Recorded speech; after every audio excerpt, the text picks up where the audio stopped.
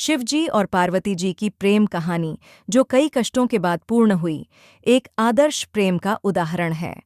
पार्वती जी ने शिवजी को पति रूप में पाने के लिए कठोर तपस्या की थी और शिवजी ने उनकी तपस्या से प्रसन्न होकर उनसे विवाह किया था। पार्वती का जन्म। सती के देह त्याग के बाद पार्वती जी पर्वतराज हिमालय और रानी मेनका की पुत्री के रूप में जन्मीं। तपस्या। पार्वती जी ने शिवजी को पति के रूप में पाने के लिए कठोर तपस्या की, जो कई वर्षों तक चली। शिव की परीक्षा। शिवजी ने पार्वती जी की परीक्षा लेने के लिए सप्तर्षियों को भेजा, जिन्होंने शिवजी के अवगुणों को गिनाया, लेकिन पार्वती जी अपने निर्णय पर अडिग रहीं। विवाह। पार्वती जी की तपस्या और दृढ़ इच्छा शक्ति से प्रभावित होकर शिवजी ने उनसे विवाह करने की सहमति दी। आदर्श प्रेम।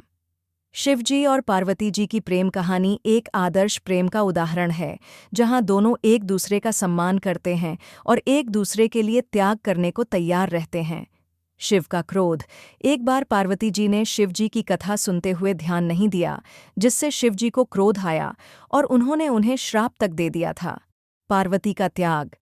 पार्वती जी ने शिवजी की तपस्या में बाधा न आने देने के लिए कई त्याग किए। शिव की भक्ति।